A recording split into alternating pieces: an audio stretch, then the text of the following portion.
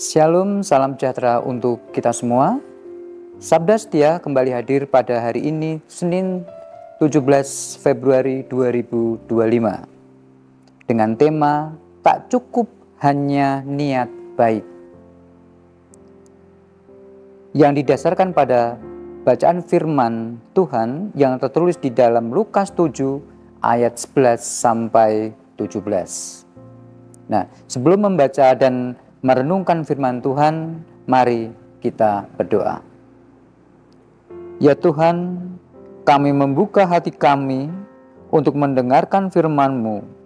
Kiranya Roh Kudus menolong kami agar firman-Mu memperbarui hidup kami.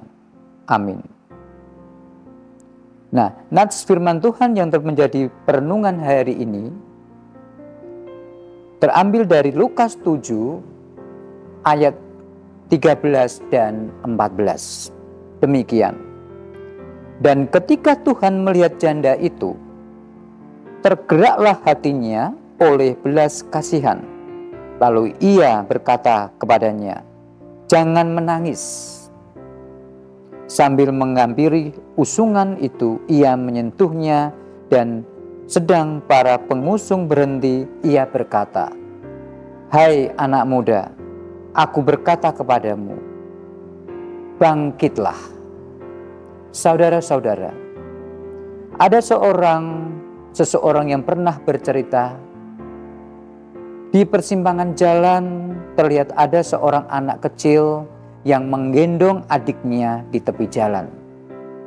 Mereka berdua duduk di pembatas jalan sambil sang kakak menutupi kepala adiknya karena panas terik matahari. Hal itu cukup membuat hati saya terenyuh. Dan ada suatu niat ingin turun dari mobil untuk memberikan sedikit uang kepada mereka. Tetapi niat itu urung ketika saya berpikir lagi, apakah masih sempat saya lakukan sebelum lampu hijau menyala, dan niat itu pun tidak terlaksana. Begitulah yang sering terjadi. Kasih banyak orang seringkali hanya berhenti pada niat baik. Sayangnya banyak niat baik yang tertunda di situ dan tidak terlaksana, sehingga akhirnya kita tidak berbuat apa-apa. Nah, kalau kita melihat di dalam Lukas 7 ayat 11 sampai 17 di situ mengisahkan tentang Tuhan Yesus pergi ke kota Nain yang terletak dekat perbatasan Galilea di situ dan Samarinda. Ketika Tuhan Yesus, para murid dan orang banyak telah sampai di dekat pintu gerbang kota Nain. Mereka berjumpa dengan rombongan orang yang sedang mengusung jenazah seorang anak muda di situ. Anak seorang janda. Tampaknya selama berjalan ke kubur, janda tersebut terus menangis. Kepergian anak laki-lakinya di situ.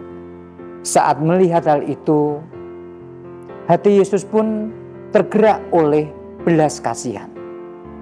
Lalu Tuhan Yesus menghampiri usungan itu dan menyentuh keranda jenazah sambil berkata, "Hai anak muda, aku berkata kepadamu, bangkitlah."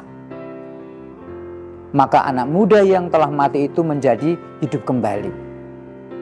Bisa dibayangkan betapa sukacita si ibu janda di Nain itu. Harapan hidupnya mulai tumbuh kembali. Jadi setiap kali Yesus bergerak oleh belas kasihan di situ, selalu diikuti dengan tindakan nyata untuk menolong. Belas kasihan Tuhan Yesus bukan sekedar niat baik yang ada dalam diri dan perasaannya saja. Sebagai pengikut Kristus, seharusnya lah kita pun demikian. Belas kasihan, kepedulian kasih, tak cukup hanya niat baik. Amin. Mari kita berdoa.